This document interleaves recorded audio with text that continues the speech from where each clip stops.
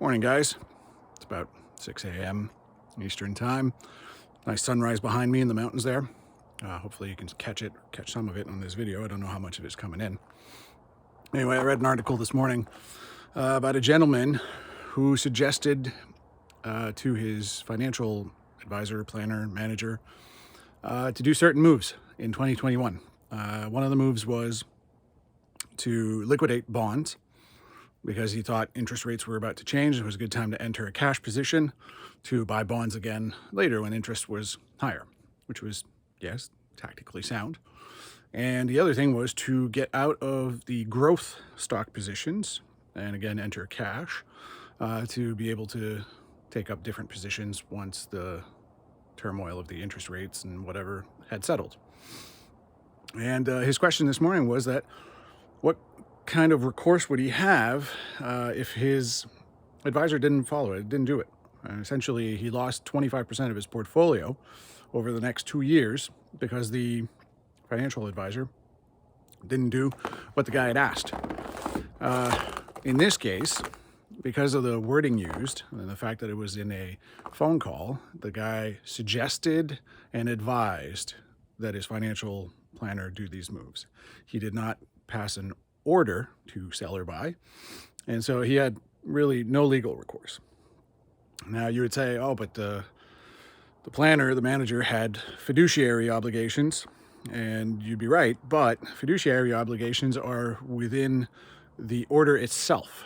So the burden of proof here would be on the client to take the planner to court and say, I ordered you to sell these bonds and you did not. And in his wording, it was pretty weak. He merely advised the guy. He said, I think it's a good idea. We should probably do this. Probably a pleasant conversation, nothing too decisive about it. And the planner just didn't do it. So the way to avoid all this, manage your own money. Make your own informed decisions. All right. On top of that, it's pretty hard for you to be embezzled if no one has access to your money or to your account. So learn how. It's not difficult. It really doesn't take that much time. A couple hours of reading or doing a training and you'll be well on your way.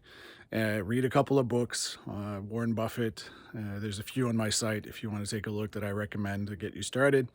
And you'll be well on your way to being able to match or beat most financial managers. Part of the reason they're not easy to, or they're not hard, rather, they're easy to beat, is that they take very safe positions.